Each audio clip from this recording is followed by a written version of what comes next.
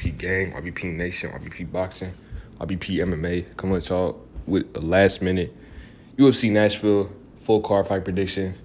Cory Sandhagen, Rob Font. We're gonna get right into it, speak through the fights. Let's go. Okay, so Odi Osbourne versus almabayev. I'm gonna go Odi Osbourne in this matchup. I think he's the veteran, obviously. Yasu almabayev, I believe, is making his debut. He's from Kazakhstan. There's a lot of good fighters that are coming out of that country. You know, Shavkat Rakhmonov, I believe another kid, like not too long ago. But you even see these guys, they're coming out of, fighting those regional C's, haven't fought UFC caliber competition. They come to the UFC. That kid I'm referring to, not everyone's a Shavkat. They come to the UFC. He faces off against Tyson Nam. I'm not gonna say exposed, but a lot of people thought he was gonna run through Tyson Nam and, just didn't perform to the liking of a lot of people, or at least the expectations of what people thought he was going to be at. So I think Odi Osbourne, he can avoid the takedowns, keep the fight on the feet, strike, just kind of get back to what he's good at doing. I think he has the advantage on the feet, land some power shots, and get the decision. So give me Odi Osbourne by decision. Next fight on the card, Woodson versus Dennis Buzukja. Yeah, man, I like Dennis Buzukja in this matchup. I saw him on Contender Series. I believe he deserved a contract, but that was the episode where Dana White was like beat Joe Pyfer. So he ended up not getting a contract, even though he had a really good performance against Kaleo Romero. I thought he deserved it. He trains with those guys, Aljamain Sterling and Merab Dvalishvili. I'm really high on those guys. Love Aljamain Sterling, love Merab, even though a lot of other people don't like him.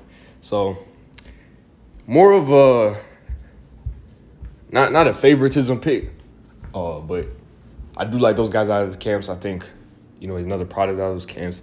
I think Woodson, he doesn't hit that hard. His last fight with Luis Saldana wasn't too impressive. Got knocked down twice, I think. Kind of got bailed out a little bit.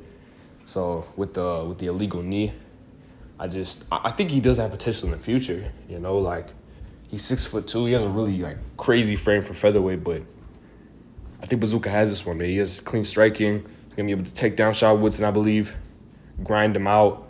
And then I think the third round touches that chin. So give me Dennis Buzukja by third round knockout. This matchup, we got Jake Hadley versus Cody Durden. For this matchup, I think Jake Hadley should win by decision. I'm going to keep it at decision. I don't know. The only reason I didn't pick him by submission, I think Cody Durden will be able to fight him off the back and stuff, even though he does have, I think he has some submission losses in here. I think so. What was that last? Yeah, that's Makayev, though. I don't know. It's a really tough guy. I'm going to keep it by decision. I don't think Hadley will be able to find the choke, but I think his pressure, all that type of stuff, he might get to the back a couple occasions. Durden's a tough guy, too. This is a really tough test for Hadley. I've seen a lot of people pick Durden. But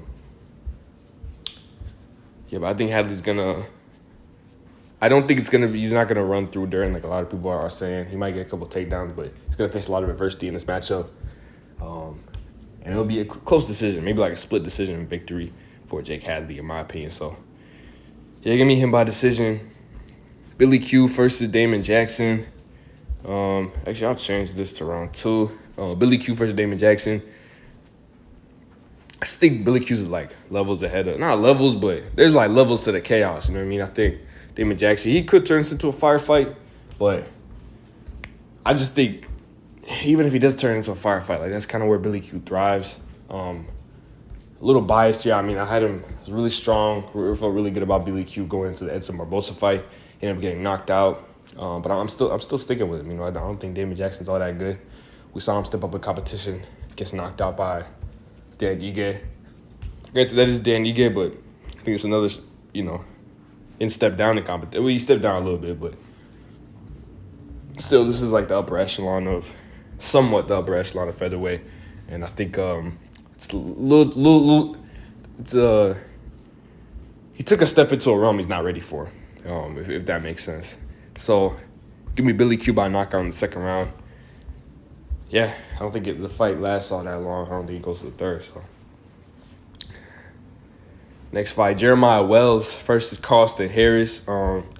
Honestly, I'm not even gonna lie. I don't understand why people are picking Carlston Harris. He had some wins a while back, but versus Sandhagen. I think, I just watched his fight last night with in the PFL. He had a crazy knockout. So his wins are aging pretty well. I'm trying to see who else he beat. Knockout there. Submission. But I don't know, man. Wells is just that guy, bro. I don't know what it is. Like, he just can't lose. Like, I don't know what it is. Like, he just got that thing about him. This is more of an emotional pick right here, man. I love Wells. I love what he's doing in the welterweight division. People are disrespecting him, Like, and it's coming again. People think he's gonna lose this matchup here against Carlston Harris. I doubt it, man. I think he uses the wrestling. Really good wrestler. Yeah, man. I don't know how good of a wrestler he actually is, or whether he's just like really take down a slim guy like Carlston Harris. I think it's up to Carlston Harris to use maybe some bottom jiu-jitsu, but I can't even see that, man. His top pressure is beautiful. Ground and pound's amazing. I would not want to fight. If I was like, we were having a wrestling match and I saw a guy like Jeremiah Wells, in front of me, like, I'd be kind of scared, MMA. It gives Carlston Harris a bit of a chance, man, but he hits damn hard. Yeah, man, it's really, the ball's in Harris' court, I don't know. Yeah, Wells, I think he's going to run through Carlston Harris, man. I don't think it's competitive. I think Wells is going to come out here and make a statement after that. Split decision victory over Matthew Summersbury. Got knocked down a couple times. Yeah, man, this is Wells' fight to lose. I got him my first round knockout. Could look stupid, but I'm fine with looking dumb, on this one, man. I feel confident on this one. Next one, Harney Barcelos versus Kyler Phillips. Going with Harney Barcelos by decision.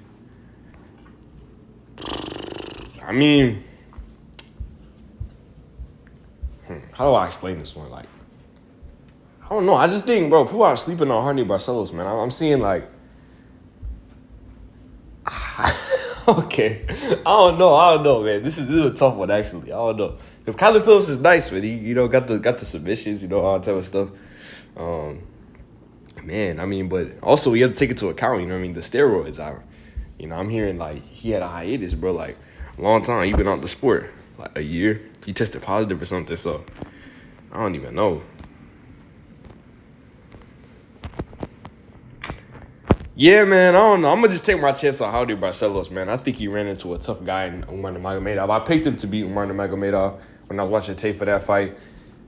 They're both pretty well-rounded guys. Kyler's definitely, way younger in this matchup, so maybe that's why a lot of people are picking him. Really good skill set, but I'll take my chances, man. I'll take my chances on Harney Barcelos. Yeah, by decision. I don't really know, man. I think it's a 50-50 fight, so I think at plus 170 odds, that's a pretty good pick. So give me Barcelos by decision.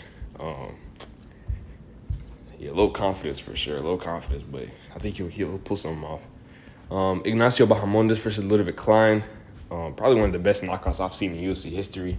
When he knocked out Roosevelt Roberts, unfortunately, man. Roosevelt, he was on Ultimate Fighter this season. We're seeing that, lost to Austin Hubbard. So, that sucks for him. But Bahamondes continues to shine. Pretty young, too, I think, 25.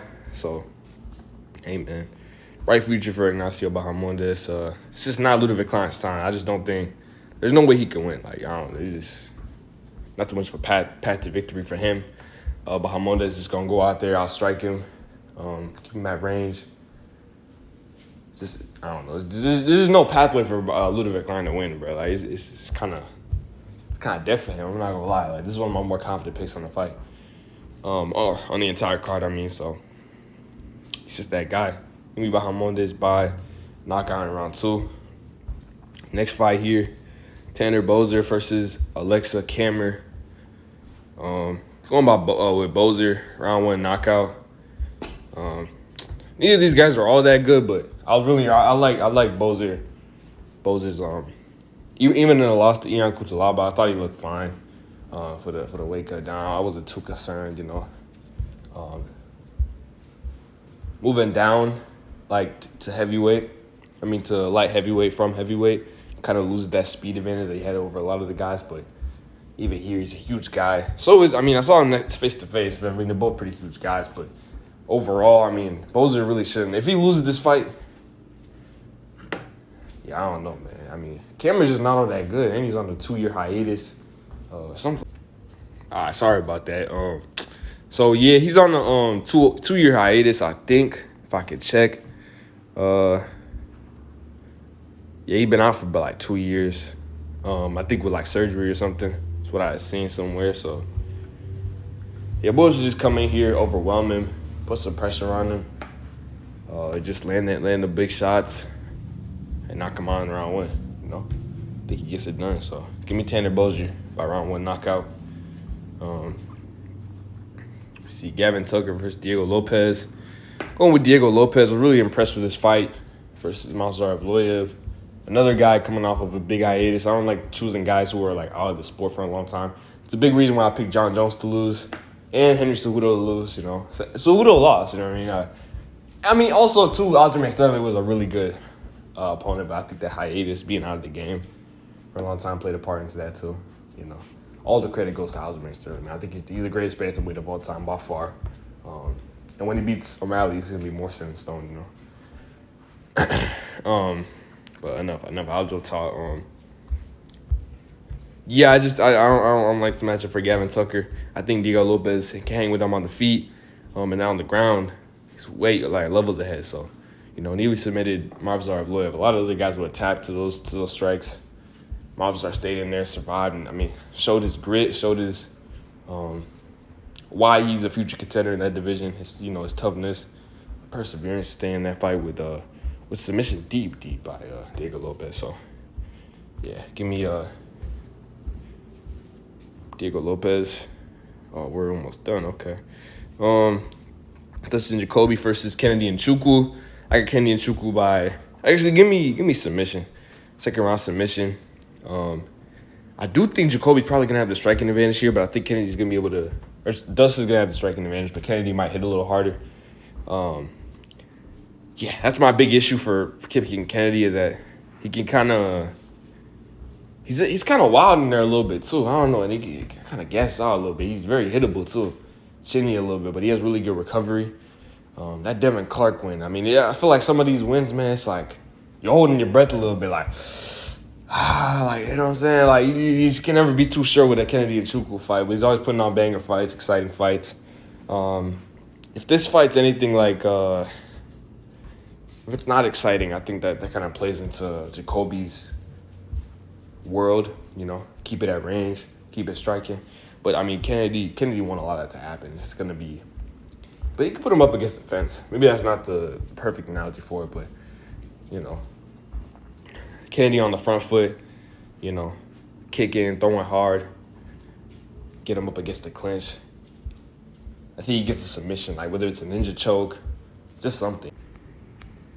My bad. So, yeah, give me Dustin Jacoby to lose, get submitted in the second round by Kennedy Nzechukwu.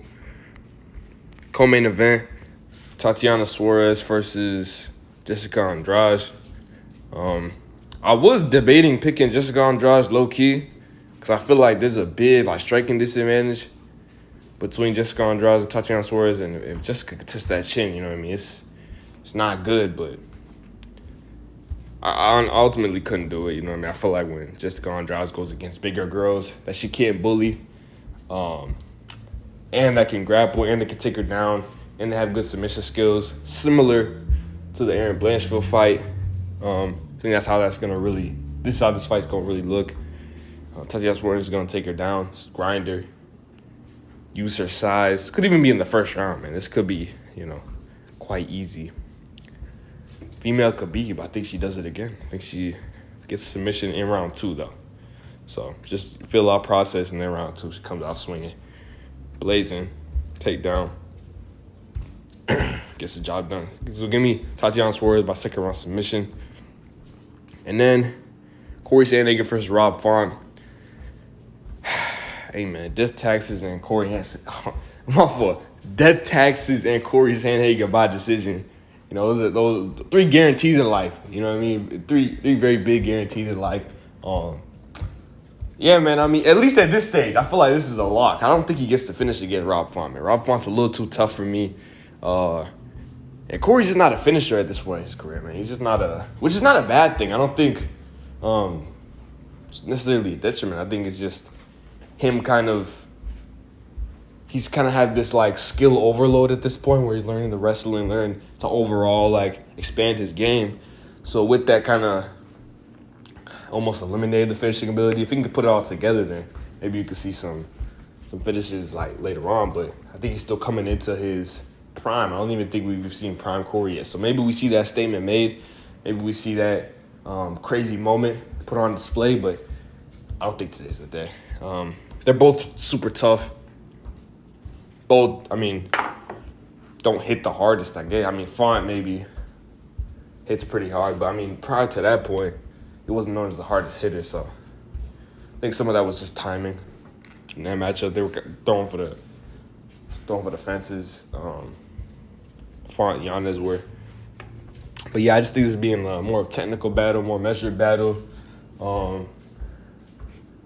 Especially because I feel like Cory Sandhagen with the win could get this title shot. So after this, I don't think they go back to Umar well. I think it'll be Cory Sandhagen versus well, it's tough to say because then if Aljo moves up, then it's hard to say I think I'm operating in the system that he wins. Aljo moves up, then maybe they do Sean O'Malley versus what's his name? Maybe they keep Sean O'Malley in the title picture. They give him another title shot. Or they do Merab Dvalishvili versus Cory Sandhagen. Or they do Cory O'Malley. It's a lot of... They could do a lot of things. I think Cory has to be in that next title shot. So it's just a matter of who gets it between Merab and O'Malley. So if I had to give a stern prediction, who I think it's going to be, I think it's going to be Cory Sandhagen and Merab Dvalishvili for the next title. And Merab wins the belt, and Merab is your 135 champion of the world. But for the time being, Sandhagen is going up against Rob Font. He's going to decision him, get the dub, and be the number one contender. Thanks for the title shot at 135 pounds. Leave a like on the video, subscribe. Peace out, Mo Squad. You already know what it is.